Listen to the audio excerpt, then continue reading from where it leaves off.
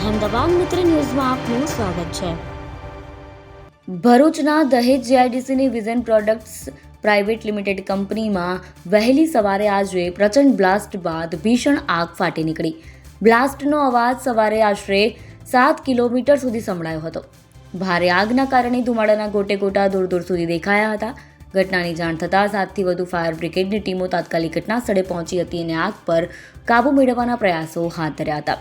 આગ એટલી વિકરાળ હતી કે સમગ્ર પ્લાન્ટ આગની ઝપેટમાં આવી ગયો હતો। વાગરાના મામલતદાર વિરલ વસાવાએ જણાવ્યું કે દહેજ સ્થિત વિઝન પ્રોડક્ટ્સ પ્રાઇવેટ લિમિટેડ કંપનીમાં સવારે આગની ઘટના બની, જેની જાણ થતાં જ ફાયર ફાઇટરો સહિતની તમામ ટીમો તાત્કાલિક સ્થળ પર પહોંચી પાણી અને ફોર્મના માધ્યમથી આગ પર કાબૂ મેળવવાના યુદ્ધના ધોરણે પ્રયાસો ચાલુ કર્યા। રાહતની વાત એ છે કે અત્યાર સુધી કોઈપણ પ્રકારની જાનહાનિના અહેવાલ નથી ને કંપનીના પ્રતિનિધિઓ સાથે વાતચીત મુજબ તમામ લોકો સુરક્ષિત છે।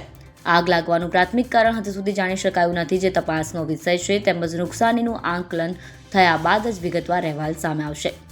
ઇન્ડસ્ટ્રીયલ સેફ્ટી એન્ડ હેલ્થના ડેપ્યુટી ડાયરેક્ટર દિનેશ ગામિતે આ અંગે જણાવ્યું કે આગ કંપનીના વેરહાઉસમાં ભરેલા સોલ્વન્ટના ડ્રમમાં લાગી, કોઈ બ્લાસ્ટ થયો નથી। વેરહાઉસ હોવાથી ઘટના સમયે અંદર કોઈ વ્યક્તિ હાજર ન હોવાથી જાનહાનિ ટળી।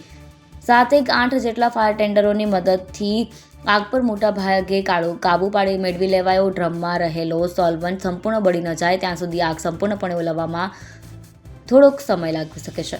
આગ લાગવાનું ચોક્કસ કારણ જાણી શકાયું નથી, પરંતુ સોલ્વન્ટ ઢોળાવાથી કે સ્ટેટિક ચાર્જના કારણે આગ ભભૂકી હોવાની પ્રાથમિક શક્યતા છે।